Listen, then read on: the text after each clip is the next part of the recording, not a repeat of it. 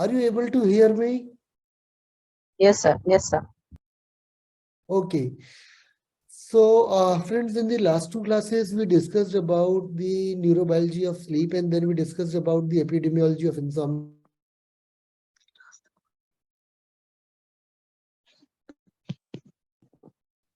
So, today we'll discuss about the diagnosis of insomnia a bit in length, because diagnosis of insomnia may not be as straightforward as it seems to be, and at times there can be actually difficult to diagnose even the simple problem like insomnia.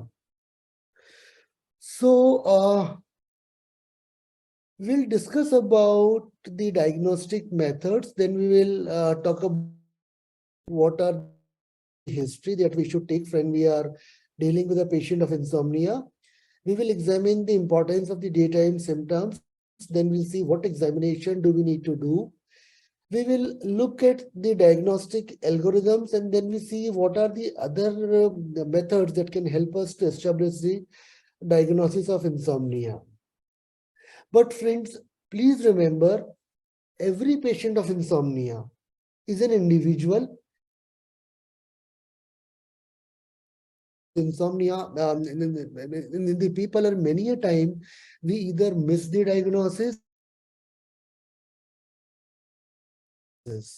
So, just a recap, insomnia is characterized by an inability to either fall asleep or staying asleep or waking up earlier than the desired wake time in the morning. And this, or our patients may at time may present with the combination of these symptoms. Then in some to be considered a disorder, the symptoms should present at least 3 nights or more in a week. And if the symptoms are for lesser than 3 months of duration, then we call it short-term insomnia. If the symptoms are present for more than 3 months, we call it chronic insomnia. At times we get patients who complain of the inability, the inability to fall asleep or maintaining the sleep or morning awakening, which occurs maybe say 6 or 7 days a month, and that is continuing say past for 6 months or 1 year. So even those cases can be diagnosed as having chronic insomnia, considering the fact that the symptoms are continuing for a long duration, and if they remain untreated, then they can actually increase in the severity. And all these problems should present when there is an adequate opportunity to fall asleep or stay asleep. For example, if a person is sleeping in a noisy environment, or a person who has been given some task which is because of which he is not able to fall asleep because he has to finish that task in the given deadline. So in those cases, insomnia cannot be diagnosed because person does not have adequate opportunity to sleep. There are certain issues regarding the diagnosis of insomnia, as we discussed in the last Sunday as well, that earlier definitions of insomnia used to include non-refreshing sleep as one of the criteria. But now this has been removed because the non-refreshing sleep can occur because of number of other sleep disorders. For example, a person may be having sleep apnea, and because of that, he might be waking up again and again in the night, and can also complain of non-refreshing sleep. Similarly, a person who is having periodic limb movement during sleep, which is known as periodic limb movement disorder, they can also complain of non-refreshing sleep, but actually they are not having the insomnia. So that is the reason non-refreshing sleep has been excluded from the diagnosis of insomnia. And if any patient comes to you and says that he is having just the non-refreshing sleep, but does not have any difficulty in falling asleep or staying asleep, and the early morning awakening. So in those cases, please do not diagnose insomnia. Mr. Imran, can you just allow the people to in the group, because that is actually distracting me. Yeah. And secondarily, as we have discussed that the earlier we had a category of primary insomnia versus secondary insomnia. So that has been removed because the scientific literature has found that the pathophysiologically the insomnia, whether it is primary or secondary, they overlap with each other. And if we do not treat the insomnia at the very beginning, considering it a secondary insomnia, then insomnia with time, because of the mechanism of the kindling, get worse, and it can actually run a chronic course and at times may actually be treatment resistant. So that is the reason now we have removed the category, the differentiation between primary and secondary. So any insomnia, whether it is occurring because of a chronic pain problem, for example, osteoarthritis, rheumatoid arthritis, COPD, CAD, maybe varicose veins, or maybe because of the backache, or maybe with depression, anxiety. If the patient is meeting the diagnostic criteria, please give him or her a diagnosis of comorbid insomnia. By giving a separate diagnosis of comorbid insomnia, you are bound to manage the insomnia as well. And that reduces the further progression of insomnia. So these are the few changes that we have seen over the years. Since 2013, there was differentiation between primary and secondary insomnia. But in 2013, both the classification systems like Diagnostic and Statistical Manual 5, which is followed mainly in the United States, and the International Classification of Sleep Disorder, third edition, they all removed the differentiation between the primary and secondary, and they have included a category of insomnia disorder, or we can also call chronic insomnia. Now, when it comes to the history taking and you are having a patient in front of you is complaining of insomnia symptoms. So as per the diagnostic criteria, you are sure that the person is having actually insomnia. What to ask next? Ask about the total duration of illness, because that will help you to identify whether the insomnia, whether the what treatment to give, and say how energetically you have to treat the insomnia. Uh, then you have to ask about the duration of present episode. This may be possible that a person might be having a total duration of 12 years of insomnia, where he or she had just 4 or 5 episodes, or maybe say some more number of episodes, and that will not help you to decide the course of the present episode. So you should always ask about the the history of the present episode. That will help you to find out in the present episode whether the presentation is either acute or chronic. Then secondly, always ask about the frequency of symptom. You can ask about the frequency of symptom in a given week, because we need it for the diagnosis of insomnia disorder, because at least 2 nights a week the problem must be present. And at the same time, you should also ask how many nights a month do you have this problem, because when the patient they come to you, they are actually not really sure. So you have to tell them, look, just give a good guess. Say 2 nights a week, 3 nights a week, 4 nights a week, and similar way they are able to tell you the symptoms, the frequency symptoms over a month. So it may be possible that a person might be having symptoms 15 nights a month, but in the past week it could be less than 2 nights a week. So that help you to basically pinpoint your diagnosis, whether you need to diagnose insomnia or not. Then of course, as we have already discussed, opportunity to fall asleep and stay asleep must be examined. In absence of that, we cannot diagnose insomnia. Then also ask about how did the insomnia start. Some of the patient may say that the onset of the insomnia was acute.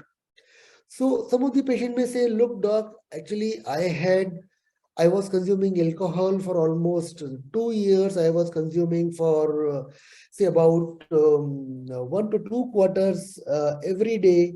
And maybe 15 days back, I left the alcohol, and since then, I am having the problem. Or maybe patient may say that, look, I have a major change in my life or a major the event in my life, which may be negative event, for example, loss of someone or loss of some property, and that had led to the insomnia. Or in some cases, the people may not be able to recall a given moment when the symptoms have started, and they may say that the symptoms were insidious in onset. So started initially, I had problem maybe once a week, then started gradually increasing the frequency. But for past say 3 months, I'm having this problem almost regularly. So that helps you to understand the course of illness, because the course the say shorter the course of illness and the severe more severe are the symptoms, that actually demand the more energetic treatment from our side. Then always try to find out the precipitating factor if there is any, because this will help you to find out other ways to treat the insomnia. For example, I just gave you a case where the person has started the insomnia out when he stopped taking alcohol. So in those cases, you have to treat the alcohol dependence as well as you have to treat the insomnia. So now you know that the insomnia started because the alcohol has probably damaged the sleep-wake neurocircuitry in the brain, and that had led to the appearance of the symptoms of insomnia after the alcohol was discontinued. Or maybe person may say that, look, doc, I started the insomnia since I had this pain in my knee, and in the evening it really get worse, and that leads to insomnia. So in those cases, you have to treat the osteoarthritis or rheumatoid arthritis, whatever it is, as well as the insomnia. Then ask about the progression of the insomnia. Some people, they may have stable course, so they say, look, the symptoms are present for 1 year, but they have not, it's more or less running a stable course. That means they have not worsened. Worsening means either the frequency is increasing, the duration of wakefulness is increasing in the night, or the symptoms are become more severe, or the daytime symptoms are more troubling now. Then look at the course, whether it is a stable course. So since the start, there has been no remission. In some patients, they may say that it runs a relapsing remitting course. So I have symptoms maybe 10 days a month, 15 days a month, and then the symptoms, they disappear. And then after say 10, 15 days, again the symptoms appear. So that gives you an idea about the possible other reasons that could initiate the insomnia. For example, person might be suffering from some kind of other medical disorder which is having a which is following the relapsing remitting pattern. For example, it is not uncommon to see insomnia in multiple sclerosis, which also follows the relapsing remitting pattern. For example, it is not uncommon to see insomnia in depression, which also follows the relapsing remitting pattern. And then so on and so forth. For example, we can talk about diabetes, we can talk about the peptic ulcers, we can talk about pancreatitis, anything. Or some people may say that they have a remitting course, which tells you that, look, there was insomnia, but the brain is trying to recover now. And if we give the treatment, so there are chances that the person would respond are greater than a person who is having the stable course or is having the relapsing remitting course. Whenever you are taking the history regarding the insomnia, always focus on the nighttime sleep. So you have to ask about the time to bed. How much time did the person used to take to fall asleep after going to bed with the intent to fall asleep?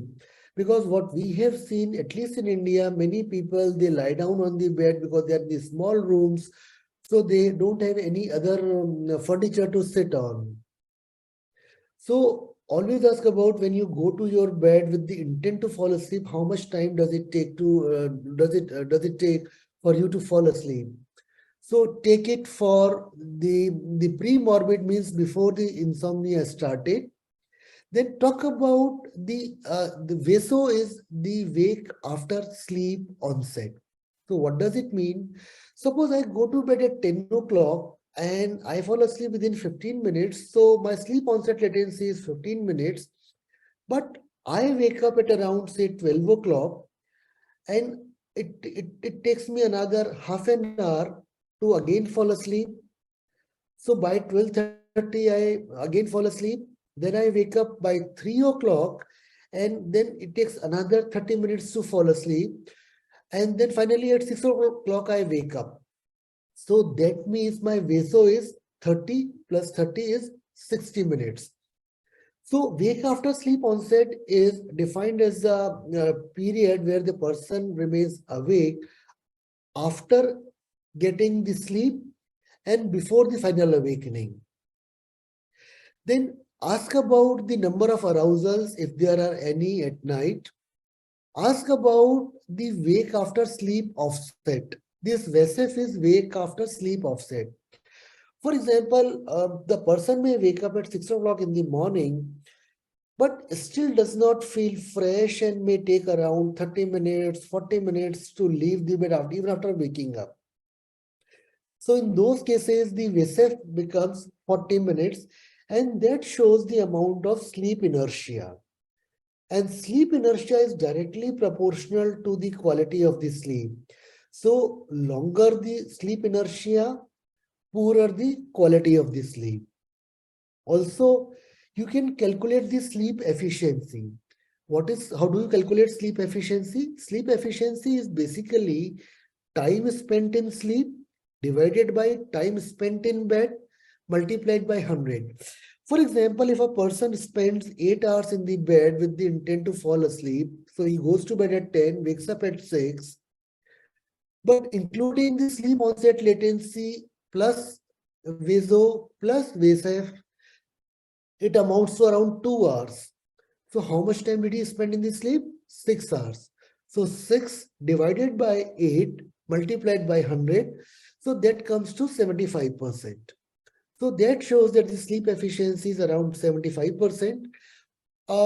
As a normative value, we take that the sleep efficiency should be at least 85%. And if it is greater, then it is even better. Then take the history regarding the daytime naps, what is the timing of the nap, how much time is spent in the nap, and what is the sleep quality during the naps.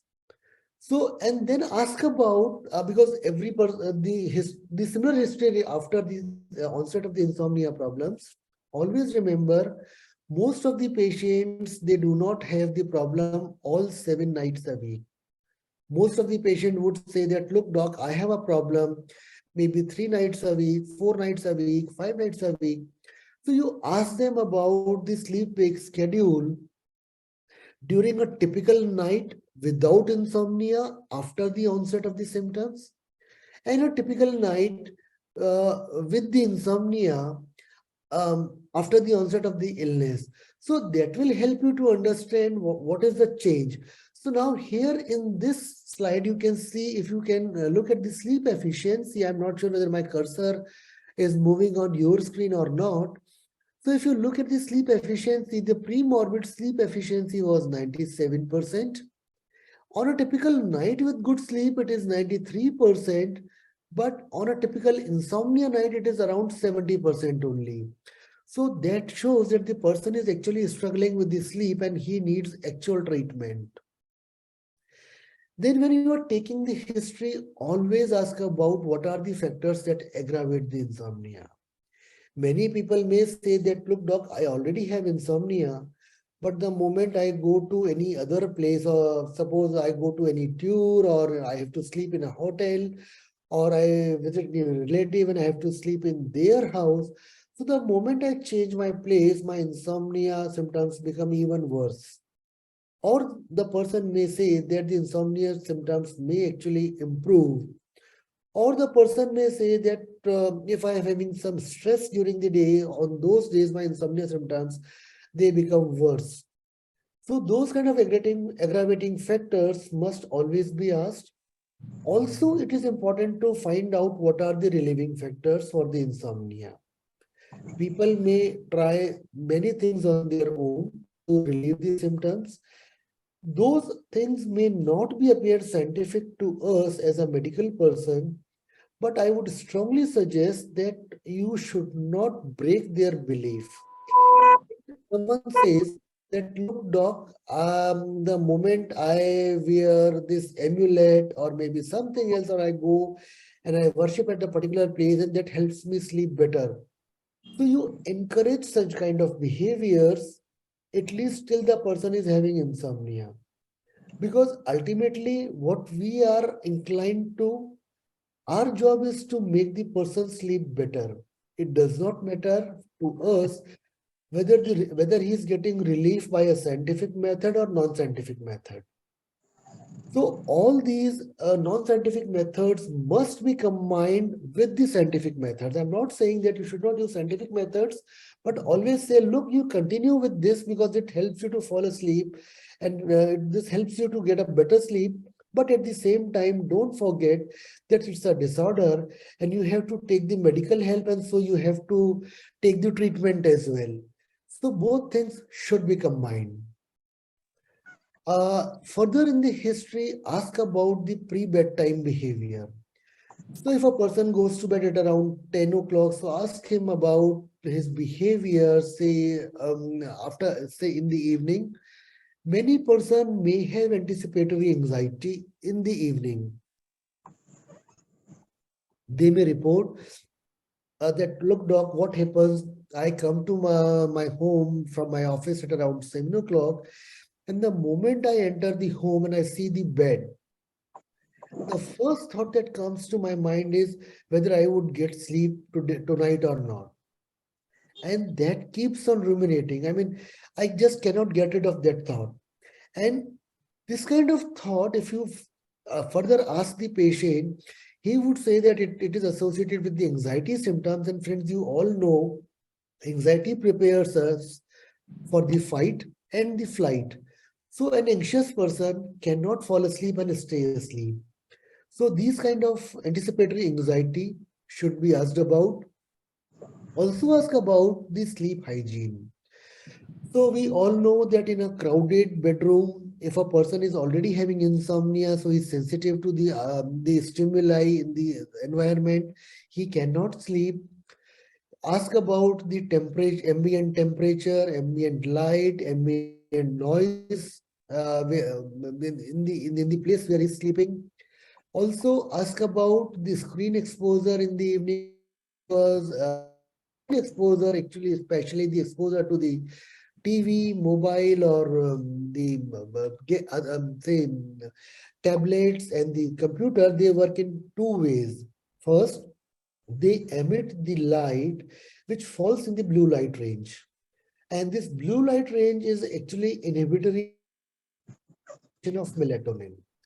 So that inhibits the secretion of the melatonin, and that worsens the insomnia. Secondly, if person is watching, say, some kind of serial or any movie which is interesting, or is working on some problem which is actually say baffling, and he needs to say solve it before he goes to office next day.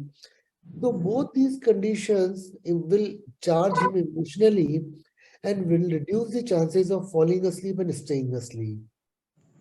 Also ask about the stimulant exposure, especially the exposure to the tea or the any beverage which contains the caffeine, or the consumption of nicotine or any other stimulants in the evening, because we all know that exposure to the stimulants will take away the sleep. Ask about the exercise, its time and the intensity. In general, we say that exercise actually energizes, and it also say increases the alertness. So if a person is indulged in the heavy exercise in the evening, that can actually worsen the insomnia in some people, but not all. Similarly, if a person is going to bed with a heavy stomach and he's not feeling comfortable, that is also that can also lead to trouble in falling asleep. So this history must be available to you so that you can plan the optimal treatment. Ask about the nighttime behavior. Nighttime behavior means what does he do when he goes to bed? So ask him about whether he or she is consuming any sleep promoting substances. For example, some people have insomnia, they start self-treatment using the alcohol. Or some people may start taking benzos or the Z drugs because these are very freely available over the counter even now after so much of restriction. So ask about the duration of consumption. For how long are you consuming? What is the frequency? At what time do you take it? What is the amount? And then look at the symptoms which can suggest dependence. Dependence means the person is having craving for the substance or the medication. Person is increasing the dose regularly to achieve the same effect. For example, earlier I used to get the sleep with 0.25 milligrams of alprazolam, but I need 0.75 milligrams of alprazolam. Or earlier I used to take it at 10 o'clock to fall asleep, but now I take one tablet at 8 o'clock, then second tablet at 9 o'clock, and third tablet at 10 o'clock. So so these symptoms like craving, tolerance, withdrawal. Withdrawal means what happens if I don't take the say substance in question, so whether that worsens the symptoms or not, and there could be an appearance of new symptoms as well. So that should also be assessed. Then also ask what does the person do when he or she is not able to fall asleep. Many of the people, when they are not able to fall asleep, they keep ruminating about their daytime problems. They start planning what to do next day. They may be playing on the mobile. Some of them they watch the TV, and all these conditions actually they increase the alertness. They can lead to the sympathetic arousal, thereby defeating the sleep. Then if a person is having nocturnal awakenings, ask about the number of the awakenings, what are the frequency of the awakenings in a given night, and how frequent are the awakenings in say how many nights a week does the person has the awakening. Then what is the reason for the awakening? Many people they wake up just to go to the washroom. Many of them might be suffering from UTI. Many of them might be suffering from the BPH, and many of them might be suffering from sleep apnea, which can also cause the increased frequency of avoiding at night. So that has to be asked. And also ask about what does the person do when he or she wakes up. So if a person is indulged in watching the TV or is consuming any kind of a stimulant or is ruminating, then all these conditions will be sleep defeating and that will make it difficult to fall asleep and that will increase the wake after sleep onset. Also ask about the daytime symptoms, whether the person is having daytime symptoms of insomnia or not. Also talk about naps. Friends, always remember insomnia by definition and by the scientific backing, it's a 24-hour problem. It's a state of hyperarousal. So most of the patients who are suffering from true insomnia, they usually come and they say, look, doc, I really feel sleepy during the daytime. And I feel as if my eyelids are drooping. But the moment I lie down on the bed, my brain just starts working and I cannot fall asleep. So these patients may not be having the naps if they plan to take the nap to allay their fatigue or tiredness. But yes, if they are traveling or maybe they are reading something, at that times they may have unintentional naps. Many of the patients of the insomnia to allay the fatigue and the tiredness during the day. To improve the concentration, they use a lot of stimulants. For example, 8 to 10 cups of coffee or tea or any other caffeinated beverage or consumption of nicotine during the daytime. And all the, if you look at the half-life of the caffeine, it is quite long, and that can be another problem leading to the difficulty in falling asleep at night. And look at the symptoms which are associated with the insomnia, the somatic symptoms like headache, the tiredness, the fatigue, emotional symptoms like irritability, poor concentration, memory lapses, low mood, and behavioral symptoms like not able to work properly. Uh, Also, you need to take history regarding the other medical disorders, especially the chronic pain disorders, because they may the initial point which led to the appearance of the insomnia. Other cardiopulmonary disorders, for example, CHFs in patients of CHF, central sleep apnea is very common, which usually presents as multiple nocturnal awakenings and non-refreshing sleep.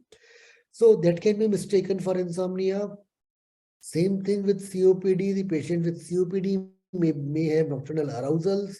They may also be having restless leg syndrome because that is more common in them, and that can lead to difficulty falling asleep. Impaired pulmonary function can lead to multiple arousals at night. They may be having dyspnea at night, especially the PND. Also ask about the history of the neurodegenerative disorders, because the neurodegenerative disorders like Parkinson's, like Alzheimer's, they all lead to the neurodegeneration, which is more in the specific area of brain, but also continues in the other areas. And that neurodegeneration can also involve the neuronal groups which are involved in the sleep and wake function, and that can actually disrupt the sleep. Take history regarding the psychiatric disorders like depression, anxiety, substance use disorders, uh, maybe schizophrenia, because all these can be associated with insomnia, and certain endocrine disorders like Cushing's disease, hypothyroidism, they can also precipitate or perpetuate the insomnia. Ask about the family history. We all know that, like other medical disorders, the insomnia is also a genetic problem in part. So if a person is having a family history of insomnia, so that shows that he is having a genetic predisposition, and that alerts us to, say, be more vigorous in our treatment part. Ask about the occupational history. Many of the people, they are working in shift, and that shift work can further worsen the insomnia by disrupting the circadian rhythm. Ask about the medication history. Certain medications which are stimulants, they can worsen the insomnia. Ask about the developmental history, because certain people who are having intellectual disability or any other problem during the earlier development, they have greater chances of insomnia.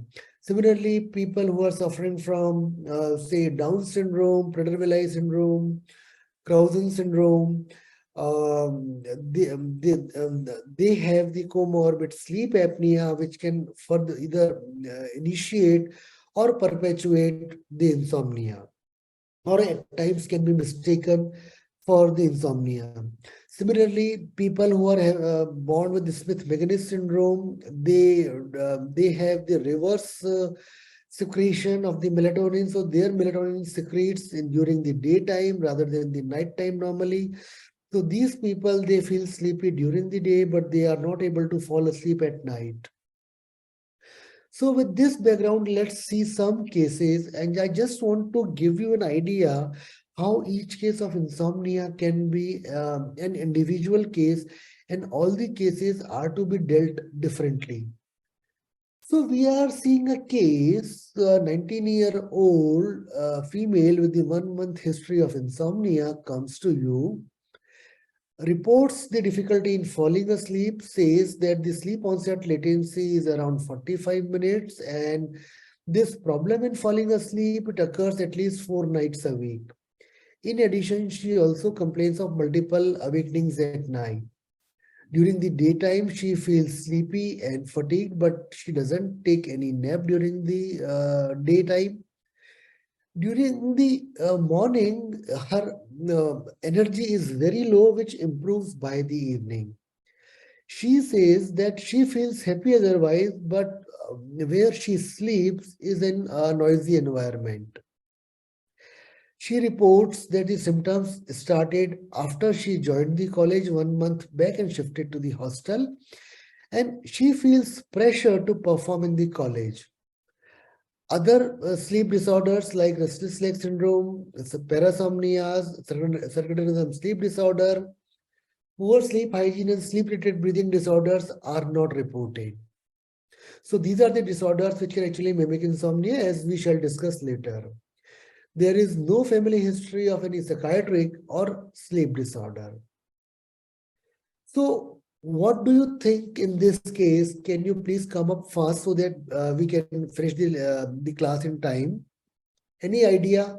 Please unmute yourself and you can share your thoughts.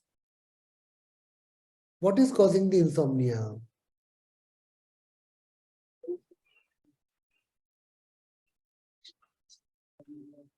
Change of place. Change of place, yes, that can be one thing. Because Noisy many people, environment. I'm sorry, sir. Actually, it is the pressure in the college for performance. That Yes, is a new thing that has happened to her, and it is causing the insomnia, yes, perhaps. very, very right, sir. The pressure to perform in college, that means that is actually giving, that is making her anxious, and that is leading to the sympathetic arousal. And once the person is having sympathetic arousal, that time the person cannot sleep. So in the earlier classification system, this was known as adjustment insomnia or acute insomnia, because the insomnia start because of the adjustment problems.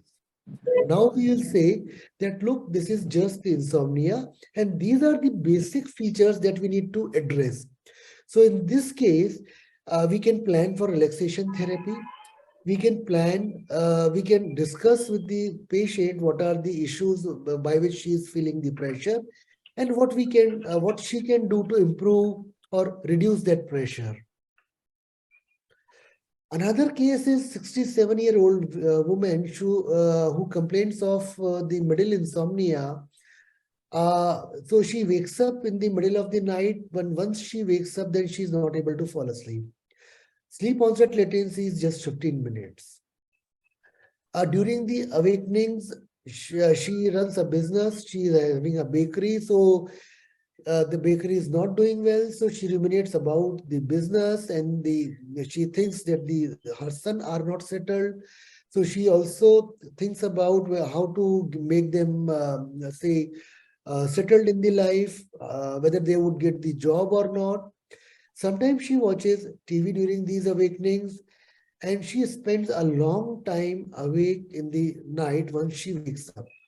The daytime symptoms of insomnia are present, and we don't see any problem in the pre-sleep behavior. So environment and the pre-sleep behavior are sleep promoting.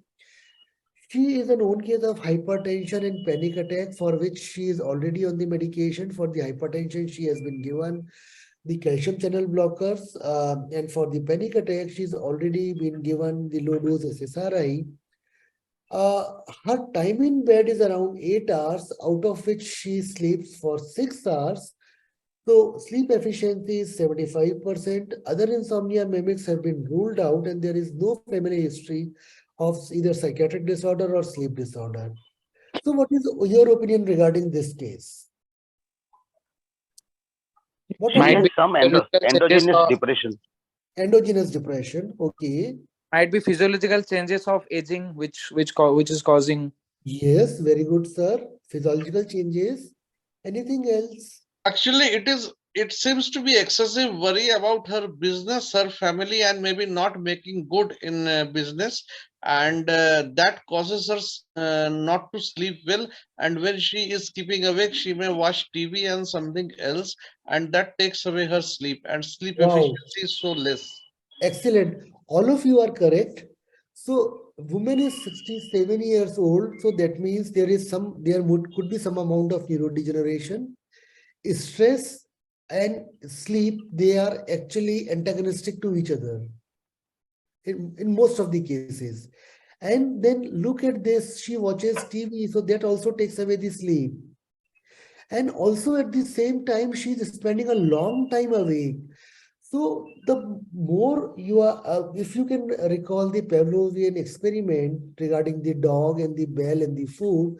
So now here what is happening? She is lying down in the bed, but she is awake. So that is creating a negative association between the bed and the sleep. So all these four factors, they are working together, and this is something which is leading to insomnia. And this is what we call, earlier we used to call it psychophysiological insomnia.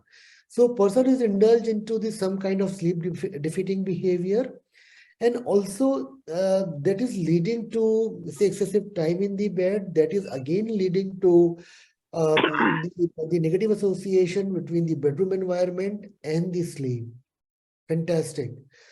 So, sir, with this, we comes to the third case, 39-year-old female who is having insomnia for 5 years. She says that on certain nights, she is not able to sleep at all. And on certain night, she sleeps, but it takes around 3 hours for her to fall asleep. Even when she sleeps, she has around 10 awakenings per night. Whole of the night, she remains aware of what is happening in the surrounding. She considers herself as a light sleeper. So she says that, look, doc, even when I am sleeping and somebody coming close to in the room, so I know that he or she is coming. The sleep is non-refreshing. There are no daytime naps. The daytime symptoms are present. There is no history of the insomnia mimics. But when you take the history from the bed partner, the husband says, look, doc, I see her, she sleeps well at night. So what do? To clarify your doubt, you order a polysomnogram. And that shows the sleep efficiency of 90%. So what do you think about this case? Any idea? Is she having It- more of rapid eye movement kind of sleep? Yes. No, she's not having more of rapid eye movement of sleep. It might be due to She's a jet having lag. anxiety. Okay, that could be one reason. It might be due to a jet lag or something like that. So there is no history of jet lag. Okay, so friends, this is something new that for most of you, and this is what we earlier used to call as paradoxical insomnia or sleep state misperception. And these kind of patients are not uncommon in our practice. And that is the reason you should always take the history from the bed partner as well. Because that collateral history will help you to find out whether the person is actually having the insomnia or not. So that parallel history plus at times in such cases, when there is a discrepancy between the history of the bed partner and the patient, please always go for a polysomnography. At times, you can see periodic limb movement disorders, sleep-related seizures, certain parasomnias. You can get even the central sleep apneas. So all these diagnoses you can see. So so the bottom line is we are getting such kind of patients, and my humble request that please take the history from the bed partner, and if there is a discrepancy, please order a polysomnogram. Fourth case, a 45-year-old female, sleep onset latency is around 1.5 hours, and she reports non-refreshing sleep in the morning. Daytime function is usually good except mild fatigue. She says that she is having problems since the childhood. She was given benzodiazepines at times, but that improved the situation only moderately. So she had never good response to the benzodiazepines. Again, insomnia mimics ruled out. You give her a sleep diary which suggests the sleep efficiency of 74%.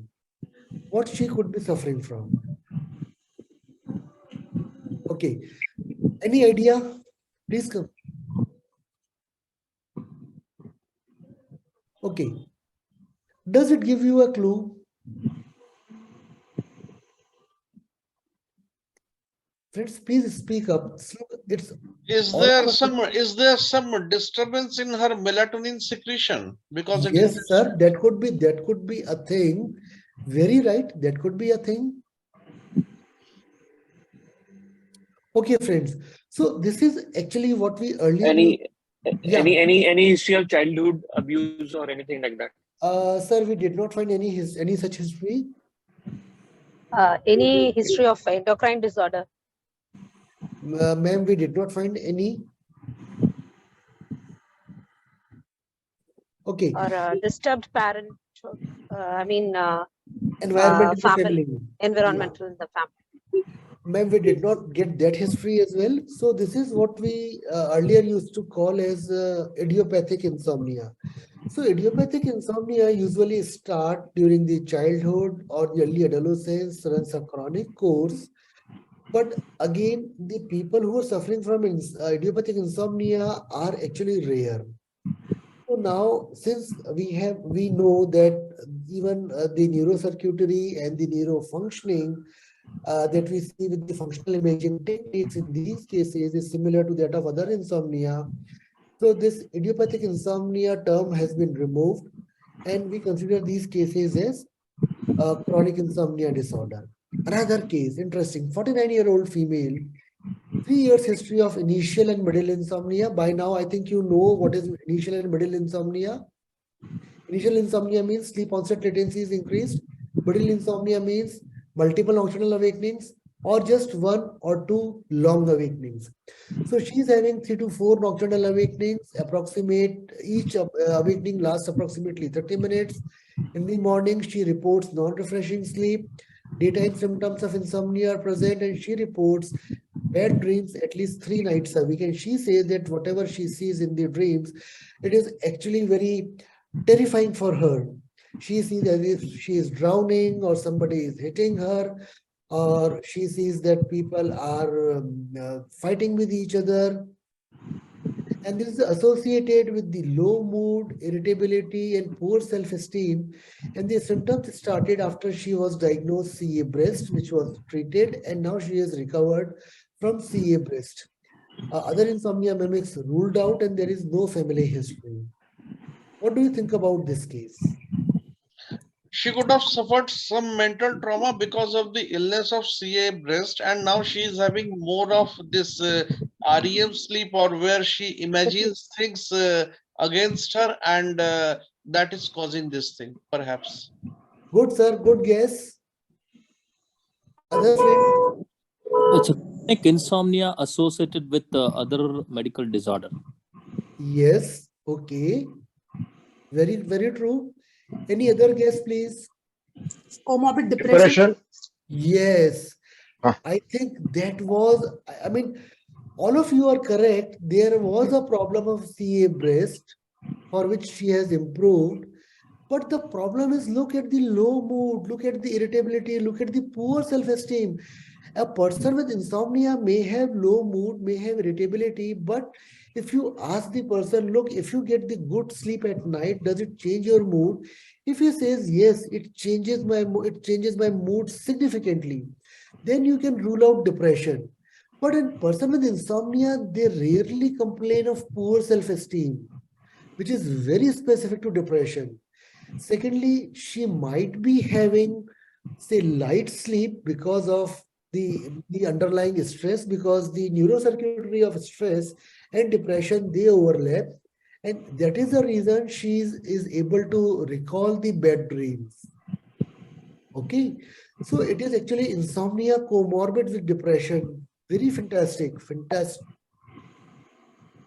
We are making good progress, friends.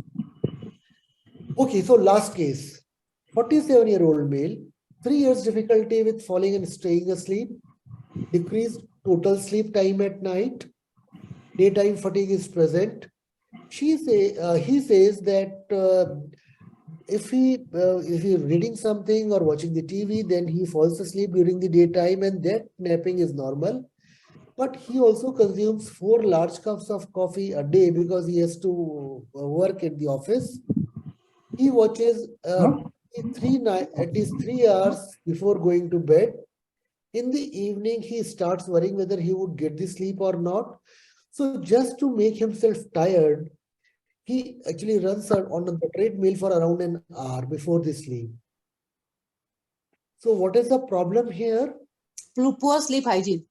Yes. Poor sleep Fantastic. hygiene. Yes. Yes. So actually, you nailed the coffin. So it is earlier what we used to call as insomnia secondary to poor sleep hygiene. But here we have to focus, now we will call it the chronic insomnia, but we'll focus primarily on improving the sleep hygiene for the treatment. Fantastic. So friends, you have seen 6 cases. All of them, they can be diagnosed as insomnia, yet all of them were way apart from each other. Okay, so that is the reason we have to actually spend time with the history taking, and we have to spend time with the patient without asking the leading question as far as possible. Just guide them gently about the so that they do not derail from what they are mentioning. Other tools that you can use for the insomnia, and they can help you in giving the additional information for the insomnia, are these. So we'll go one by one. Before that, we'll go regarding the importance of the daytime symptoms. So we have talked about the nighttime the daytime symptoms must be present when we are making a diagnosis of insomnia. So these are important because nighttime complaints of poor sleep, recurrent awakenings, early morning awakening, they can actually be the effect of the age. And they can just show the physiological changes with the age after the 70 years. There can be a physiological temporal variation in sleep duration. All of us, we know, sometimes we spend 8 hours in the sleep, and on some days we sleep just for the 6 hours and we don't have any symptom. So there can be a physiological variation in the total sleep time at night. If there is a reduced need for the sleep rather than difficulty falling asleep or staying asleep, that can actually be a sign of bipolar disorder. We have to rule out the sleep state misperception or paradoxical insomnia, because these people, though they complain of poor sleep at night or light sleep at night, they have minimal daytime dysfunction.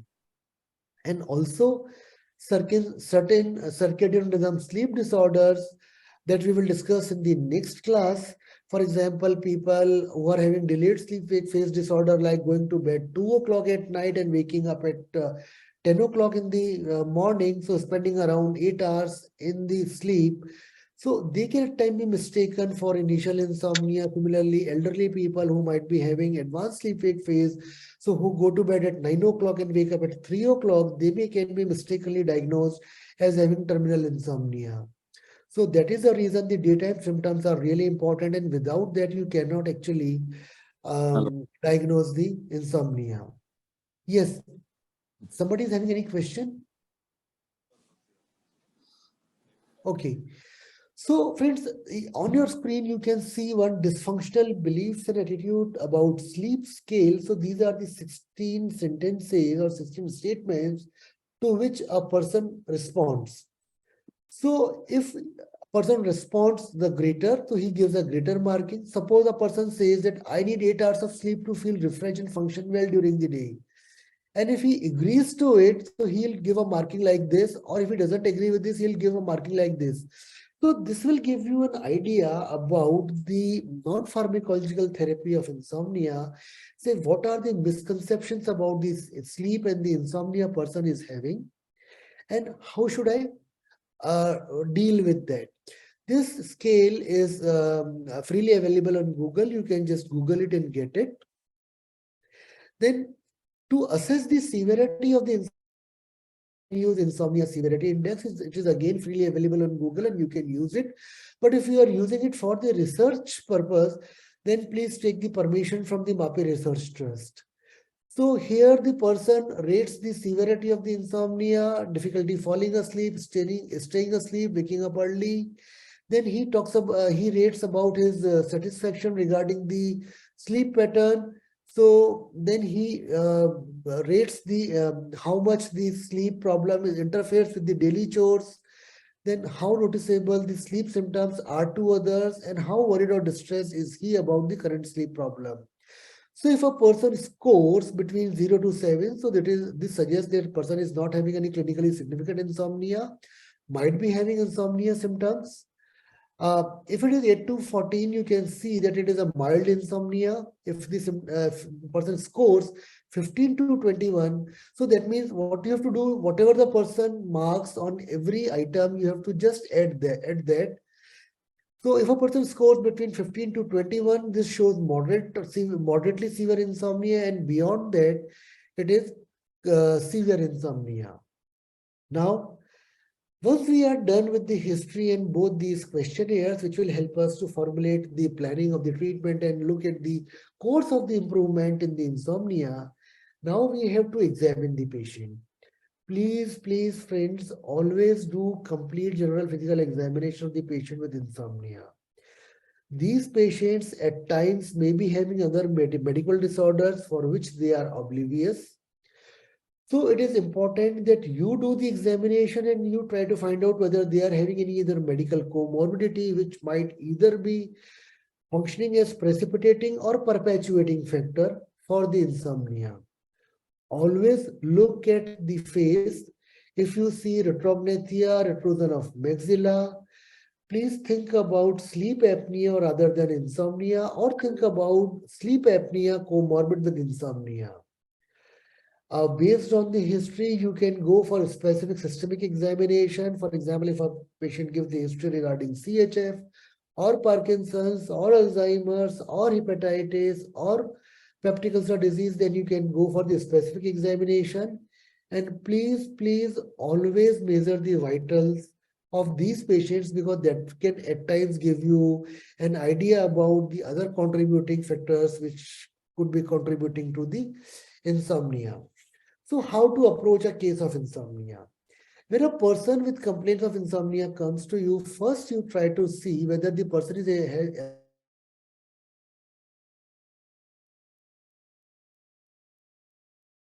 leave aside the diagnosis of insomnia at least for a while. If he has the adequate opportunity for the sleep, ask about the daytime symptoms. If the daytime symptoms are absent, forget about the diagnosis of insomnia. If he says that he is having daytime symptoms of insomnia, then we proceed further. Then we try to find out whether he is having initial insomnia, middle insomnia, or terminal insomnia. If he is having initial insomnia, think of restless leg syndrome, where the person is having an intense urge to move legs, which is usually associated with a dysesthesia in the leg muscles, sometimes in the arm muscles, and the symptoms are relieved by making the movement of the leg or the arms. And the symptoms are worse at rest, and the symptoms usually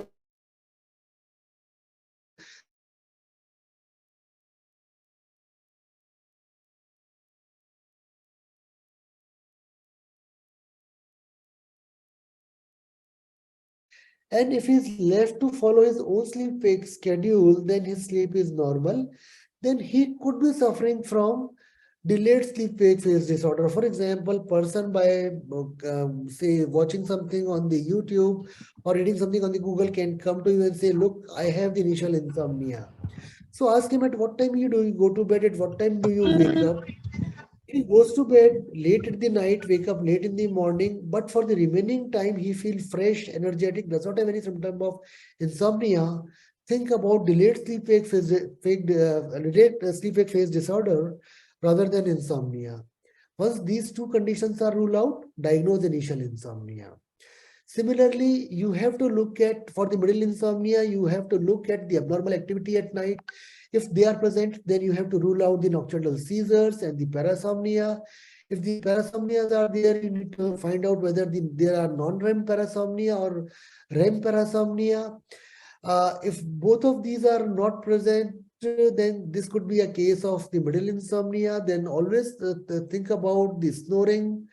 If the person is having snoring, then screen for this sleep apnea. If sleep apnea is not there, then think about middle insomnia. Otherwise, you treat either the REM sleep behavior disorder or the sleep apnea, whatever you get.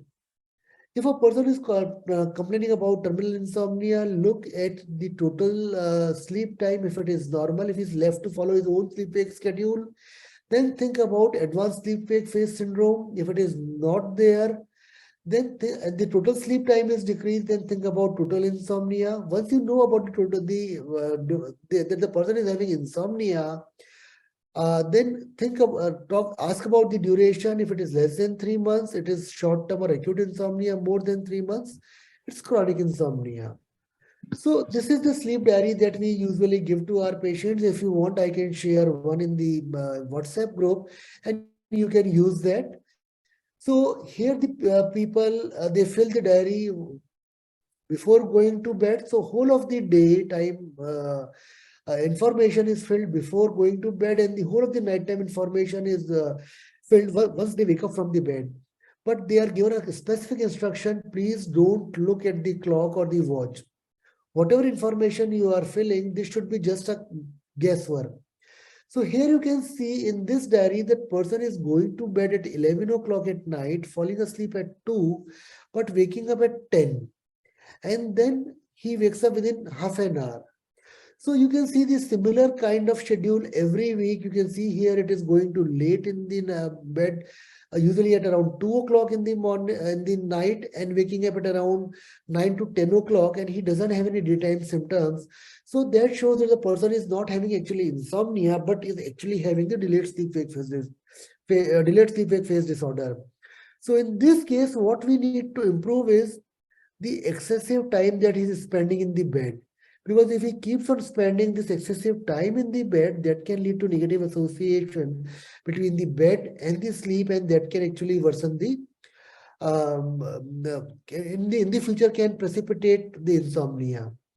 On the contrary, on your right side, you can see that person goes to bed at 9:30 or 10 every night, but falls asleep by 11 or sometimes 11, sometimes 12. And then the person is also having middle awakenings. You can see here multiple middle awakenings. And he wakes up at the fixed time in the morning. And he also lies down in the bed during the daytime just to allay the fatigue. But he does not get any sleep during the daytime except for this day. So this is actually a sleep diary which clearly suggests the presence of insomnia. So a sleep diary can give you a good idea to differentiate between the insomnia and circadian rhythm sleep disorders. Or you can use the actigraphy. Actigraphy is a small watch-like instrument that the person wears on the non-dominant wrist. And this actigraphy actually records the activity throughout the 24 hours. And we get the actigraphy machine back after 7 days, and we get the data by hooking up with the software. So these bars, they show the periods of activity, and these periods where we do not show any bars, this is the periods of quiescence, or you can see that this could actually be the period of sleep. So in this case, you are seeing that patient is not having any activity after 11 o'clock till 6 or 7 in the morning. Minor activity is present throughout the night. So that can show that the person might be having some arousals at night, but largely the person is getting the sleep. Okay. And also you can see that during the daytime even there are certain areas where activity is less. These are the areas where the person might even be taking rest. So these are the areas which you have to address in your non-pharmacological therapy sessions. Now, always remember, friends, actigraphy gives you a good idea about the sleep. Sleep diary also gives you a good idea about the sleep, but sleep diary is a failure in the cases of sleep state misperception or paradoxical insomnia. Similarly, many patients with insomnia, actually, they keep lying in the bed without making any major body movement. So the actigraphy does not record any movement, and that gives you a false impression that the person was sleeping. So both these these techniques, the actigraphy and the sleep diary, should be used cautiously. Now I'll show with you these are the last two slides. So I'll share with you the two hypnograms. These are known as the hypnograms that we develop after the whole night of polysomnogram. And any area here shows the deep sleep or N3 sleep. Any area at this level shows the presence of N2 sleep. So here the person was sleeping having the N2 sleep, and this shows this breadth of the area shows the duration. And this at this level you can see the N1 sleep or just the start of the sleep. These blue bars represent the REM sleep and their duration, and anything touching to this level shows that the person is having awakening at night. Now, this is a hypnogram that we get from a patient who was complaining of insomnia. So when and he told us that he was suffering from insomnia for almost 3 years. So somehow he was not having a prominent daytime symptom. So we thought either he might be suffering from any other sleep disorder, because we have already ruled out the circadian rhythm sleep disorder from the history and the actigraphy. So we thought, let's have a look at the sleep, because he might be suffering from either central sleep apnea or maybe obstructive sleep apnea, or maybe PLMD or any sleep-related seizure that could be making the sleep quality worse. We did the sleep study, and what we found that though he was having multiple short arousals at night, but largely he was having good sleep at night. So this is again what we call as sleep state misperception or the paradoxical insomnia. But friends, always remember, the feeling of freshness comes with the uninterrupted sleep and the amount of the deep sleep, that is the N3 sleep. So here you can see the N3 sleep is already, although decent in amount whole night. I'll show you the details of the N3 sleep as well in the next slide. Yet these multiple arousals at night, which was though short, but they were making the sleep quality poorer, and that was leading to the feeling of insomnia. This was another case who we admitted for the diagnosis of sleep apnea, because his clinical presentation was matching that of sleep apnea. So what we found that he was actually not sleeping at all. So we repeated the study for 3 nights, and every night we got almost the same kind of hypnogram. But the patient himself was saying that he was getting good sleep. So these are the another category of patients who are not perceiving that they are awake. So this is known as reverse sleep state misperception. Okay. So what I'm trying to say is, the diagnosis of insomnia is more or less based on the clinical features. We do not use polysomnography for the diagnosis of insomnia, but both these conditions, the sleep state misperception and the reverse sleep state misperception, they are common. Secondly, had this patient not been telling us that he was having good sleep at night, and if he had the complaints which were suggestive of insomnia, this is actually the hypnogram that we see in a case of insomnia.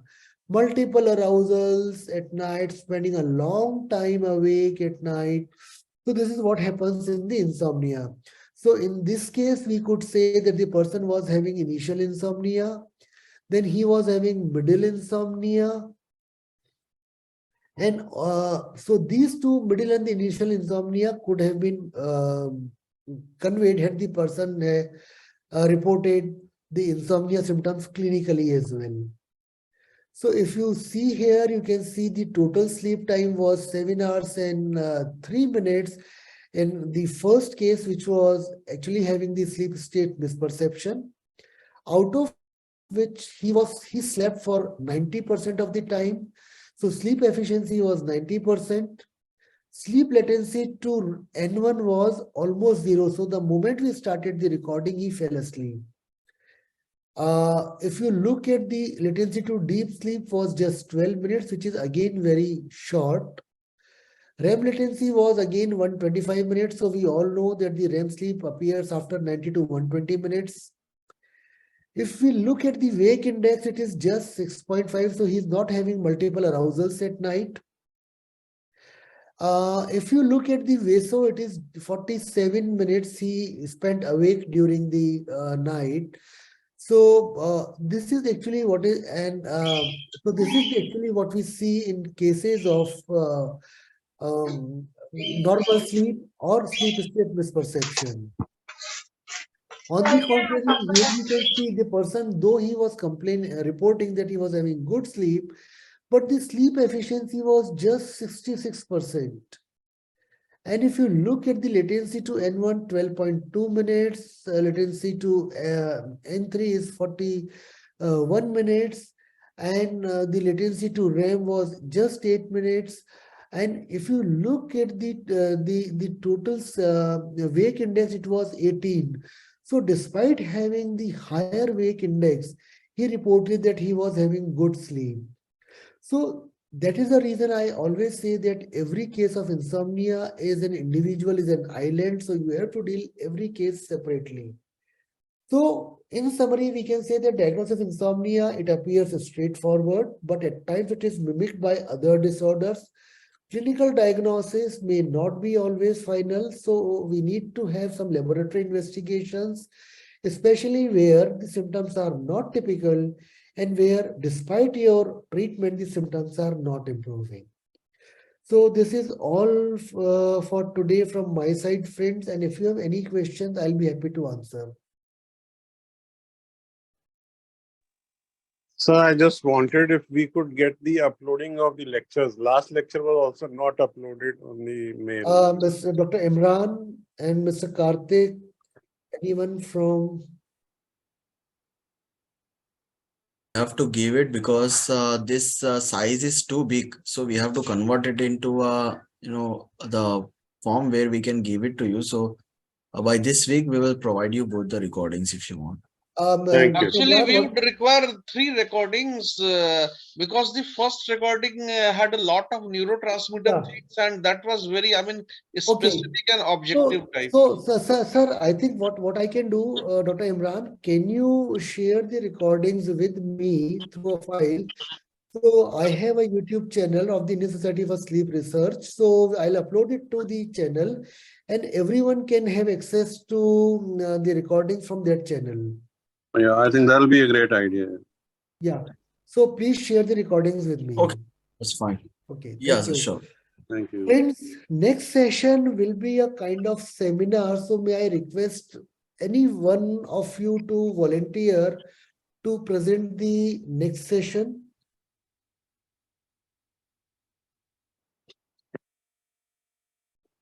Anybody volunteering?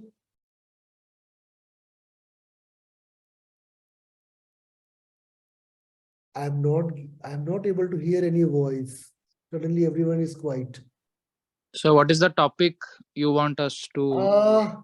No, I mean, I won't leave you alone, sir. We'll prepare together. Okay. So we'll keep on discussing. We will discuss what to present, what not to present.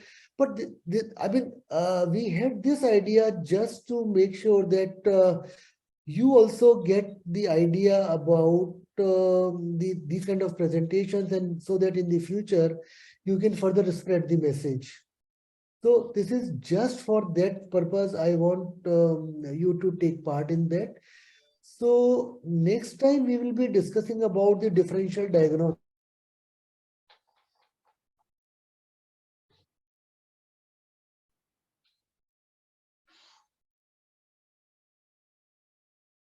And Sir, we I'll work can't with... hear you.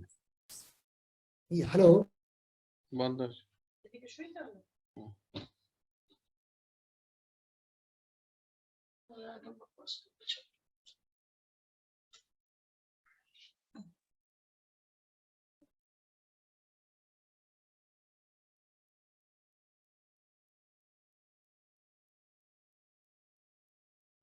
I see.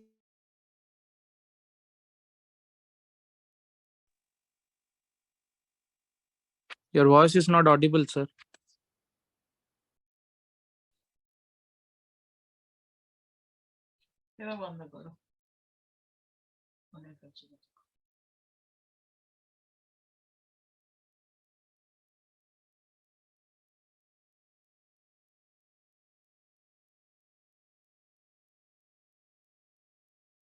Okay. Am I audible now? Yes, you are audible now.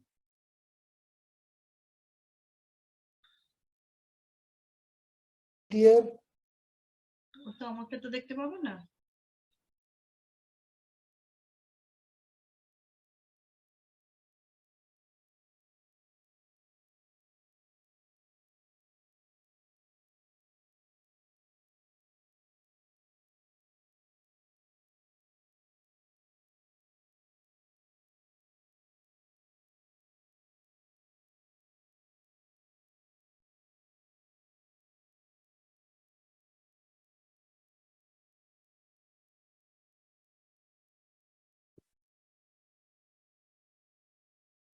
Am I audible?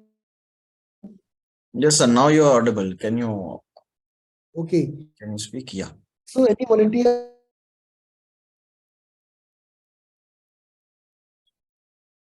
No, it went again. Your voice went again. So yeah, so any participants is interested to be a part of this seminar? What Ravi Gupta sir was saying. So, friends, what you can do if you are make up your mind just now, you can share it. Volunteer.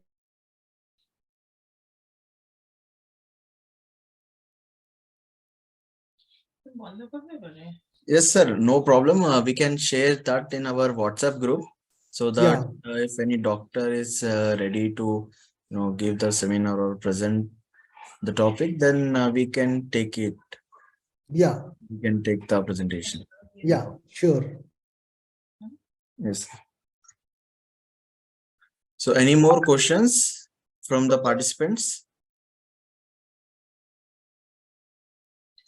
Any questions related to diagnosis of insomnia in your patient, in comorbid condition, anything?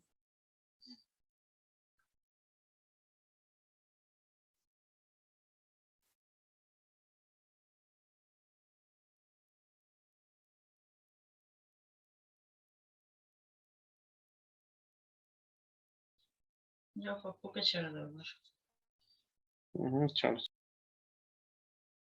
All right, sir. So I guess that yeah, there is no more questions from the participants. So we can take a leave for this time, and thank you so much for being a part of the initiative of sleep course. And thank you so much. Let us connect again in the next session of sleep course, that is session 4. And thank you, Dr. Ravi sir, for presenting it so beautifully and giving us the insight. Thank you, Dr.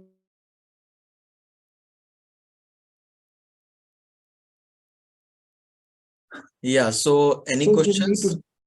Yes, yes. So if you have any questions, dear participants, you can just uh, post it in the group so that the Dr. Ravi Gupta will answer. So thanks again. Thank you so much. Any questions will be answered in the WhatsApp. So take care. Have a good weekend. Bye-bye.